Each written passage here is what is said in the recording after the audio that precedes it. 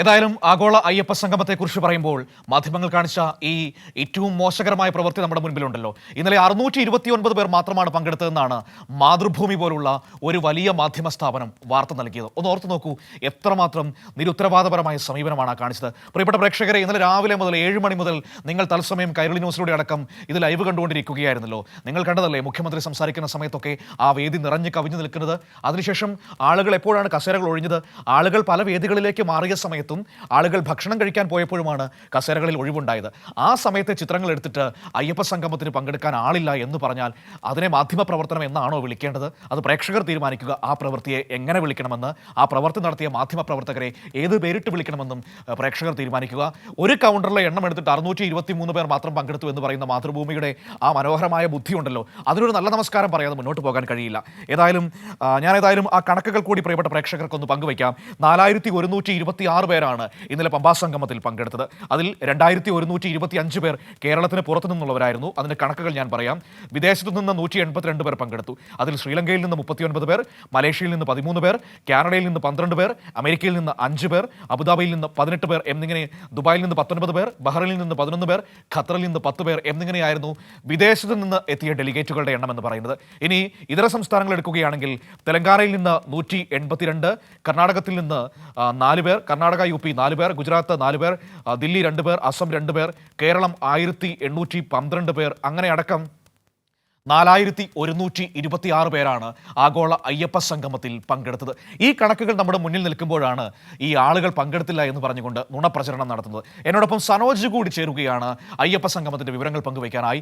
വിമിഞ്ഞാന്ന് രാത്രി മുതൽ പമ്പയിൽ നിന്ന് തത്സമയം നമ്മളോടൊപ്പം ഉണ്ടായിരുന്ന ആളാണ് സനോജ്. സനോജ് വീട്ടിലെത്തിയിട്ടുണ്ട്, അവിടുന്ന് സൂമിലാണ് എന്നോടൊപ്പം ചേരുന്നത്. Sanoj, good morning. പമ്പയിലെ സംഗമം വലിയ വിജയമായിരുന്നു, നമ്മൾ നേരിട്ട് കണ്ടതാണ്. സനോജ്, എന്നിട്ടും നമ്മുടെ സുഹൃത്തുക്കൾ മാത്രം ഈ ആളൊഴിഞ്ഞ കസേരകളുടെയൊക്കെ പടം ആളുകൾ ഭക്ഷണം കഴിക്കാൻ പോയ സമയത്തൊക്കെ എടുത്തിട്ട് അയ്യപ്പ സംഗമം പൊളിഞ്ഞു എന്ന വാർത്ത പ്രചരിപ്പിക്കുന്നത് കാണുമ്പോൾ സനോജിന് എന്താണ് തോന്നിയത്? ഇവന്മാരൊക്കെ എവിടെ നിന്നാണ് ഈ വാർത്ത എടുക്കുന്നതെന്ന് തോന്നിയോ? ഞാൻ ഇന്ന് രാവിലെ മുഖ്യധാരാ മാധ്യമം പത്രങ്ങളൊക്കെ ഒന്ന് നോക്കുകയായിരുന്നു. പൊതുവെ സർക്കാരിനെതിരെ എല്ലാ കാലഘട്ടത്തിലും നെഗറ്റീവ് വാർത്തകൾ ചെയ്യുന്ന പ്രധാനപ്പെട്ട പത്രം ഉൾപ്പെടെ ഇന്ന് രാവിലെ എടുത്തു നോക്കുമ്പോൾ ആ പത്രത്തിന്റെ ഉൾപേജില് മുഖ്യമന്ത്രി ഉദ്ഘാടനം ചെയ്ത സമയത്ത് ഒരു ഫോട്ടോ ഉണ്ട്. ആ ഫോട്ടോയിലെ ആളുകളെ എണ്ണിയാൽ തന്നെ ഒരുപക്ഷെ ഈ ആളുകൾ ഉണ്ടായിരുന്നില്ല എന്ന് പറയുന്ന ആൾക്ക് ആ മുൻനിരയിലുള്ള ആളുകളെ എണ്ണിയാൽ തന്നെ എത്രത്തോളം ആളുകൾ അവിടെ ഉണ്ടായിരുന്നു എന്ന് പെട്ടെന്ന് എണ്ണി തീർക്കാൻ കഴിയുകയില്ല. കാരണം ഈ ഒരു വാർത്ത കാണുകയും കേൾക്കുകയും ചെയ്യുകയും ചെയ്യുകയും ചെയ്യുന്നത് രണ്ടാണ്. നമ്മൾ ഇന്നലെ രാവിലെ മുതൽ അവിടെ ഉണ്ടായിരുന്ന ആളുകളാണ്. ഈ വലിയ വിശാലമായ ഒരു വേദിയാണ്. ആളുകൾ വന്നും പോയി നിൽക്കുക. ഇപ്പൊ ഈ CPM ഒക്കെ പാർട്ടി സമ്മേളനം പോലെ അച്ചടക്കമുള്ള ഒരു സംവിധാനത്തിൽ എന്ന നിലയിൽ ഒരു പാർട്ടി സമ്മേളനം പോലെ സംഘടിപ്പിക്കപ്പെടുന്ന ഒരു പരിപാടിയല്ല. ആളുകൾക്ക് വരാനും ഇടയ്ക്കിറങ്ങി പോകാനും ഒക്കെ സ്വാതന്ത്ര്യത്തോടുള്ള ഒരു പരിപാടിയാണ്. മുഖ്യമന്ത്രി ഉദ്ഘാടനം ചെയ്ത സമയത്ത് ഉദ്ഘാടന സെക്ഷനിൽ ആ പ്രദേശം മുഴുവൻ നിറഞ്ഞു കവിഞ്ഞു നിൽക്കുന്ന ഒരു സാഹചര്യം, 3500 പേർക്ക് ഇരിക്കാൻ വേണ്ടിയുള്ള ക്രമീകരണം ഒരുക്കിയിട്ടുള്ള ഒരു വിശാലമായ ജർമ്മൻ മോഡൽ പന്തലിലാണ് ഈ പരിപാടി സംഘടിപ്പിക്കപ്പെട്ടത്. അതിന്റെ ഏറ്റവും പിൻഭാഗത്ത് ചില കസേരകൾ മാത്രം ഒഴിഞ്ഞു കിടപ്പുണ്ട്. ഏറ്റവും പിൻഭാഗത്ത് ആ ഒഴിഞ്ഞ കസേരകൾ ചൂണ്ടിക്കാണിച്ചുകൊണ്ടാണ് ആളുകൾ പങ്കെടുത്തില്ല എന്ന തികച്ചും നിരുത്തരവാദപരമായിട്ടുള്ള തെറ്റായ വാർത്ത, കള്ള വാർത്തകൾ ആളുകൾ അല്ലെങ്കിൽ ചില മാധ്യമങ്ങൾ പടച്ചുവിട്ടത്. എന്നെ സങ്കടപ്പെടുത്തിയ ഏറ്റവും പ്രധാനപ്പെട്ട ഒരു കാര്യം എന്ന് പറയപ്പെടുന്നത്, നമ്മുടെ പത്തനംതിട്ടയിലെ റിപ്പോർട്ടറായിരുന്ന സുജു ടി ബാബു ഇതിന്റെ പ്രവർത്തനവുമായി ബന്ധപ്പെട്ട് പത്തനംതിട്ട ബ്യൂറോയുടെ കീഴിലായതുകൊണ്ട് അദ്ദേഹം കഴിഞ്ഞ കുറെ ദിവസങ്ങളായി പമ്പയും പത്തനംതിട്ടയുമായി ഓടി അലഞ്ഞ് നടക്കുകയാണ്. ഈ പരിപാടി നടക്കുന്നതിന്റെ തലേദിവസം മിനിഞ്ഞാന്ന് രാത്രി നമ്മുടെ സാങ്കേതിക സംവിധാനങ്ങളുടെ പരിശോധന, പിറ്റേ ദിവസം രാവിലെ 7 മണിക്ക് ലൈവുകൾ കൊടുക്കുമ്പോൾ അത് കൃത്യമായി പ്രേക്ഷകരുടെ മുമ്പിൽ എത്തിക്കണമെങ്കിൽ സാങ്കേതിക സംവിധാനങ്ങൾ, നമ്മുടെ OFC കേബിളുകളൊക്കെ കൃത്യമായി വലിച്ചിട്ട പ്രദേശങ്ങളിൽ ക്യാമറ കൊണ്ട് വെച്ചിട്ട് അവിടുത്തെ സാങ്കേതിക സംവിധാനങ്ങൾ കൃത്യമാണോ എന്ന് പരിശോധിച്ചെങ്കിൽ മാത്രമേ നമുക്ക് പ്രേക്ഷകരുടെ മുന്നിലേക്ക് കൃത്യസമയത്ത് ഈ വാർത്തകൾ അതാത് സമയത്ത് എത്തിക്കാൻ കഴിയുകയുള്ളൂ. അപ്പോൾ അങ്ങനത്തെ സാങ്കേതിക പരിശോധനകൾ പൂർത്തിയാക്കി 3 വേദികളിലായിട്ടാണ് ഈ സെക്ഷനുകൾ നടന്നത്. അപ്പൊ അവിടെയൊക്കെ നമുക്ക് OFC അടിക്കേണ്ടതായിട്ടുണ്ടായിരുന്നു. അങ്ങനെ അടിച്ച് അവിടെ പോയി ക്യാമറ വെച്ച് ഈ വിഷ്വലുകൾ കൃത്യമായി എത്തുന്നുണ്ടോ എന്ന് പരിശോധിച്ച് എല്ലാം കഴിഞ്ഞ് പുലർച്ചെ 2:30 ആയപ്പോഴാണ് റൂമിൽ വന്ന് കിടക്കുന്നത്. അദ്ദേഹത്തിന് ആരോഗ്യകരമായ ചില പ്രശ്നങ്ങൾ ഉണ്ടായിരുന്നു. അങ്ങനെ ആരോഗ്യപരമായ പ്രശ്നങ്ങൾക്കിടയിലാണ് ഈ ഓടി നടന്ന് ജോലി ചെയ്ത്. അപ്പൊ ഇന്നലെ ഈ ഉദ്ഘാടന സമയത്ത് സുജു ടി ബാബുവും ഈ പരിപാടിയിൽ പങ്കെടുക്കുന്നുണ്ട്. അപ്പം ഇദ്ദേഹത്തിന് ക്ഷീണമുണ്ടായിരുന്നു, തലേ ദിവസത്തെ ഉറക്കം നഷ്ടപ്പെട്ടിട്ടുണ്ട്. ഒരു മാധ്യമ സ്ഥാപനം, ഒരു ചാനൽ, ഞാൻ ആ ചാനലിന്റെ പേര് പറയാൻ ആഗ്രഹിക്കുന്നില്ല, ആ ചാനൽ സുജു ടി ബാബു ഈ ഇരുന്ന സമയത്ത് AC റൂമാണ്. സ്വാഭാവികമായും ക്ഷീണം കൊണ്ട് ഒന്ന് മയങ്ങിപ്പോയി. അദ്ദേഹം ഉറങ്ങുന്ന വീഡിയോ എടുത്ത് പ്രചരിപ്പിച്ച ഒരു മാധ്യമം ഒരു സഹപ്രവർത്തകരോട് ഒരു മര്യാദ പോലും കാണിക്കാത്ത തികച്ചും അനീതികരമായ വാർത്താ റിപ്പോർട്ടിംഗ് ആണ് നടന്നത്. ഞാൻ ഇതിൽ പരം ഒരു ഉദാഹരണം ഈ വിഷയവുമായി ബന്ധപ്പെട്ടുകൊണ്ട് പ്രേക്ഷകർക്ക് മുന്നിൽ പങ്കുവയ്ക്കാനില്ല. അത്ര നെറികെട്ട മാധ്യമ പ്രവർത്തനമാണ് ഈ കാര്യത്തിൽ നടന്നത് എന്നുള്ളതാണ് നമുക്ക് ഏറെ സങ്കടത്തോടുകൂടി പറയാനുള്ളത്. എന്തായാലും പരിപാടി അതിഗംഭീരമായിരുന്നു, വൻ വിജയകരമായിരുന്നു. ഉദ്ഘാടന വേദിയിൽ നിറഞ്ഞ സദസ്സ് തന്നെയായിരുന്നു. അത് വന്നു പോയവർക്കും അവിടെ പങ്കെടുക്കാൻ എത്തിയ ആൾക്കും മനസ്സിലായിട്ടുണ്ട്. പിന്നീട് വിവിധ സെക്ഷനുകളായി തിരിഞ്ഞുകൊണ്ടും മാത്രമല്ല ഈ പങ്കെടുത്ത തീർത്ഥാടകർക്ക് പലർക്കും ശബരിമലയിൽ ദർശനം നടത്താൻ വേണ്ടി ആഗ്രഹം പ്രകടിപ്പിച്ചിരുന്നു. അതിനിടയ്ക്ക് വേറൊരു കുത്തിത്തിരിപ്പ് കൂടി ചില മാധ്യമങ്ങൾ നടത്തിയിട്ടുണ്ട്.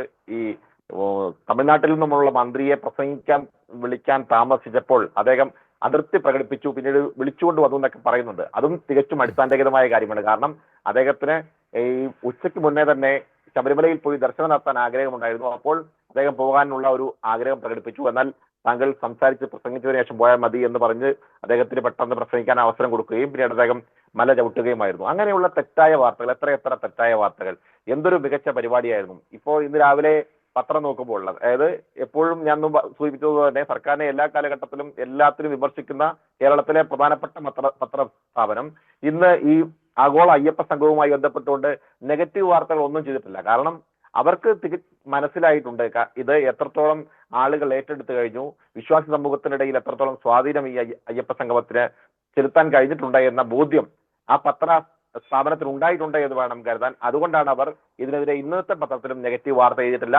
ഇന്നലെയും അവർ ഒരു ഫുൾ പേജ് ഈ ആഗോള അയ്യപ്പ സംഘവുമായി ബന്ധപ്പെട്ടുകൊണ്ട് അതിന്റെ പോസിറ്റീവായ വശങ്ങളെ സംബന്ധിച്ച് എഴുതിയിട്ടുണ്ട്.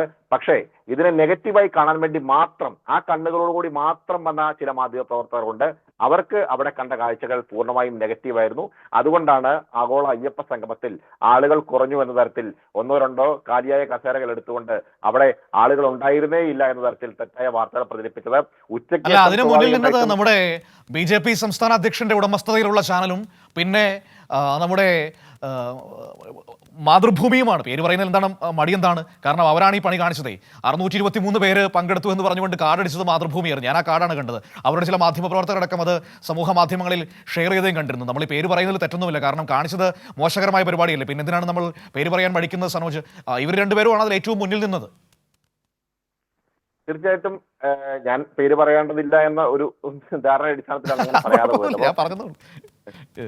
അപ്പോ ഈ മാധ്യമ സ്ഥാപനം ഇവർക്കെല്ലാം അറിയാം പരിപാടി എത്രത്തോളം വിജയകരമായിരുന്നു. സർക്കാർ എന്താണോ നടപ്പാക്കാൻ ഉദ്ദേശിച്ചത് അത് കൃത്യമായി നടപ്പാക്കിയിട്ടുണ്ട്. അത് വൻ വിജയമായിട്ടുണ്ട്.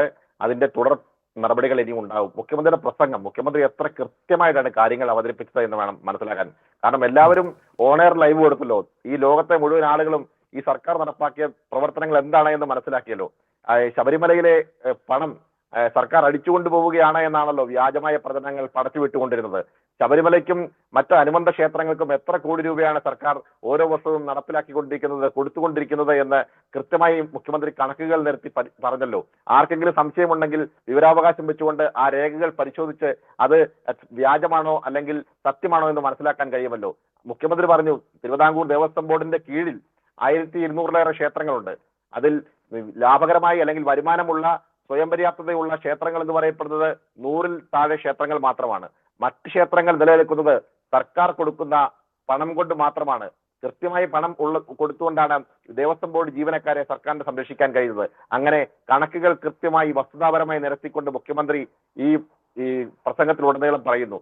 മാത്രമല്ല ഈ മാധ്യമങ്ങളിൽ ഇന്നലെ ഏറ്റവും രസകരമായ സംഭവം എന്ന് പറയപ്പെടുന്നത് എല്ലാ പരിപാടിയും കഴിഞ്ഞപ്പോൾ വൈകുന്നേരം മന്ത്രി VN വാസവൻ, ദേവസ്വം ബോർഡ് മന്ത്രി VN വാസവൻ വാർത്താ സമ്മേളനം നടത്തിയിട്ട് അദ്ദേഹം ഈ കണക്കുകൾ അങ്ങ് നിർത്തി. അപ്പം ഈ വ്യാജ വാർത്ത ആളുകൾ വന്നിരുന്നില്ല, ആളുകൾ 600 പേര് മാത്രമേ ഉണ്ടായിരുന്നുവെന്ന് കാർഡിറക്കിയ മാതൃഭൂമിയും ഏഷ്യാനെറ്റും ഉൾപ്പെടെയുള്ള സ്ഥാപനത്തിന്റെ മാധ്യമ പ്രതിനിധികളൊക്കെ തന്നെ അവിടെ ഉണ്ടായിരുന്നു. അപ്പൊ ഈ വാർത്താ സമ്മേളനം നടത്തി മന്ത്രി VN വാസവൻ, സാധാരണ ഈ വാർത്താ സമ്മേളനം നടത്തി കഴിയുമ്പോഴത്തേക്കും ആരാണോ വാർത്താ സമ്മേളനം നടത്തി കഴിയുമ്പോൾ ചോദ്യം ചോദിക്കാൻ വേണ്ടി വെമ്പൽ കൊണ്ട് പല ആളുകളും പലയിടങ്ങളിലും ചോദ്യം ചോദിക്കും.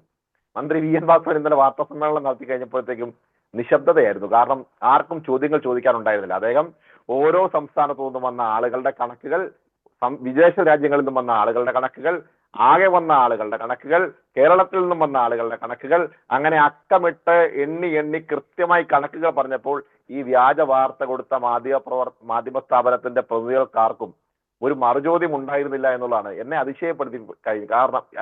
കാരണം ഒരു ചോദ്യം പോലും വാർത്താ സമ്മേളനം നടത്തിയപ്പോൾ ആർക്കും ചോദിക്കാനുണ്ടായിരുന്നില്ല. അത്ര കൃത്യമായ കണക്കുകളാണ്. അതായത് മനു മുമ്പ് സൂചിപ്പിച്ചതുപോലെ തന്നെ ഈ പ്രധാനപ്പെട്ട ഉദ്ഘാടനം കഴിഞ്ഞതിന് ശേഷം കഴിഞ്ഞ ശേഷം 3 സെക്ഷനുകളായി ആളുകൾ തിരിഞ്ഞ് പല വേദികളിലായിട്ട് ആളുകൾ ചർച്ചയിൽ പങ്കെടുക്കുമ്പോൾ പ്രധാനപ്പെട്ട ചർച്ചാവേദിയിൽ ഉണ്ടായിരുന്ന 625 ആളുകളെ ചൂണ്ടിക്കാണിച്ചുകൊണ്ടാണ് ആകെ വന്നത് 625 പേരാണ്. എന്ത് കള്ളമാണ്! കാരണം അവർക്ക് രാവിലെ മുതൽ അവരവിടെ ഉണ്ടായിരുന്നു. അപ്പം അവിടെ എത്രത്തോളം ആളുകൾ ഉണ്ടായിരുന്നു എന്ന് ഇവർക്കൊക്കെ കണ്ടതാണ്. പക്ഷെ ഇതിനെ മോശപ്പെടുത്തണമെന്നുള്ള ഉറച്ച നിലപാടോടുകൂടി വന്നവരാണ്. അതുകൊണ്ട് തന്നെയാണ് അവർ അത്തരത്തിൽ തെറ്റായ വാർത്തകൾ പ്രചരിപ്പിച്ചത് തീർച്ചയായും. പക്ഷേ നമുക്ക് ഏറ്റവും പറയാനുള്ളത്. പ്രധാനപ്പെട്ട കാര്യം സനോജ്, നമ്മുടെ പൊതുസമൂഹം ഇതൊക്കെ തിരിച്ചറിയാൻ ശേഷിയുള്ളവരാണെന്നേ. അവർക്കിത് മനസ്സിലാകുന്നുണ്ട്. ഈ മാധ്യമങ്ങളുടെയൊക്കെ നിലപാടുകളും ഇരട്ടത്താപ്പുകളും മാധ്യമങ്ങളുടെ സമീപനവും ഒക്കെ ഈ നാട്ടിലെ മനുഷ്യർക്ക് മനസ്സിലാകുന്നുണ്ട് എന്നത് ഉറപ്പല്ലേ? അതുകൊണ്ടാണല്ലോ LDF സർക്കാരിന്റെ 2ാം ഊഴം ഈ നാട്ടിൽ ഉണ്ടാവുകയും ചെയ്തത്, തുടർച്ചയായിട്ട് ഉണ്ടാവുകയും ചെയ്തത്. അതല്ലെങ്കിൽ വരുമായിരുന്നു. എന്തൊക്കെയായിരുന്നു മാധ്യമങ്ങൾ എഴുതി പിടിപ്പിച്ചുകൊണ്ടിരുന്നത്? അപ്പോൾ മാധ്യമങ്ങൾ മനസ്സിലാക്കേണ്ട ഒരു കാര്യമുണ്ട്. പൊതുസമൂഹത്തിന് മുൻപിൽ ഇങ്ങനെ ഓരോന്നൊക്കെ ചെയ്തു കൂട്ടുമ്പോൾ അവരവരുടെ വിശ്വാസ്യത ഓരോ ദിവസം ചെല്ലുന്തോറും ഇടിഞ്ഞിടിഞ്ഞ് പാതാളത്തോളം താണുകൊണ്ടിരിക്കുകയാണ് എന്ന് മനസ്സിലാക്കേണ്ട ബാധ്യത, തിരിച്ചറിയേണ്ട ഉത്തരവാദിത്തം മാധ്യമങ്ങൾക്കാണ്. അതല്ലെങ്കിൽ നാളത്തെ തലമുറ ചോദ്യം ചെയ്യപ്പെടും. നിങ്ങൾ എന്ത് പണിയാണ് ഈ കാണിക്കുന്നതെന്ന് ചോദ്യം ചെയ്യാൻ മിടുക്കുള്ളവരാണ് ഇന്ന് വളർന്നു വരുന്ന തലമുറ എന്ന് പറയുന്നത്.